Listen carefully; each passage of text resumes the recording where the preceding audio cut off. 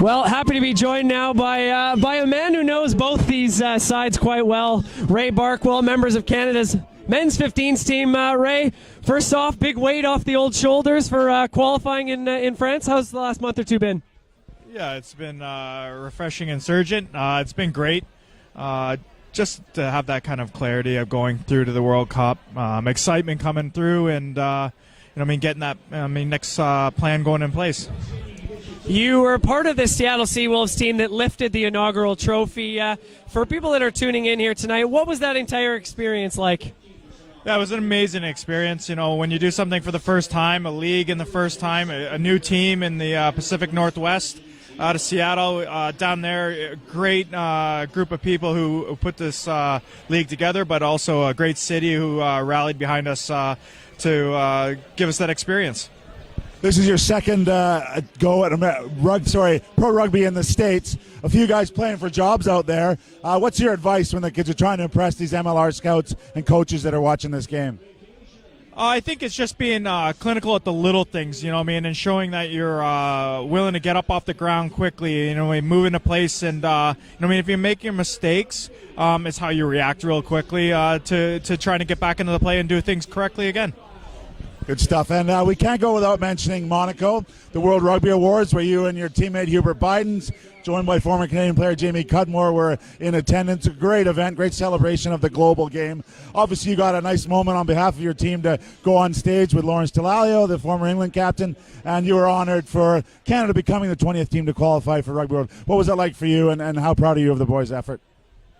First, the boys' effort was outstanding. It was a long path, not the path we wanted to take, but when we had to buckle up and get it done, I thought we did a great job in doing so. Monaco was fantastic, a little bit of a enjoyment part of it where we can go and have some fun. I was really surprised on how warm the reception was from players around the world that you've played against, some that you know and some you don't know, and then how well the whole event was just taken off. It was a proper red carpet event, and it was amazing. Good stuff. And you're a man from Niagara, originally in Ontario. Have you got the Arrows game penciled in, the Seawolves versus the Arrows, the first professional tilt between those two? Yeah, I think so. I'm hearing it from home a lot. What do I think about it? And the amount of the family and friends that want to come up and watch and be a part of it. Obviously, being from the Niagara region in Ontario, there's a great grouping of friends who want to see Toronto win and then be able to stick it to us down in Seattle. And your rugby royalty, of course, here with your lovely wife, the captain of the women's team. Any message for the rugby fans out there for Christmas to wind it up? Merry Christmas for everyone, and Happy New Year. Looking forward to seeing how well our organization and the growth of rugby around. It was amazing to see some of those stats on flag rugby and our rookie rugby program. I was astounded with how many events, how many kids had joined this year. That's showing that we're doing some right things in growing our game and getting people participating. And Ray, just to look ahead to the America's Rugby Championships, it's nice to have qualified, but that's just one job. We're right on to the next one. February 22nd and March 1st here in Langford. How's the preparation going for the ARC? Yeah, I got to have a little bit of a month off here to let the old body, rest up and get ready. But, it started back this week, getting it going. The boys finished up, I think, last week. We'll get back in the new year ready to go, back to the grind and getting the winning streak continued going forward. And that's what we want to do and set out to put our hand up to win that competition.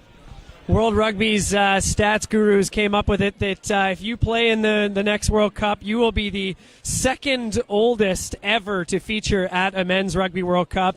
Is this the first time you're hearing that? And does that play into any type of preparation for you?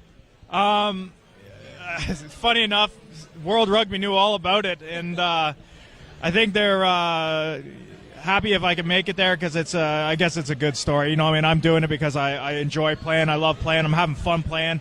It's been great. Kingsley Jones and what he's brought to the group and the young guys that are bringing it in, we're having fun.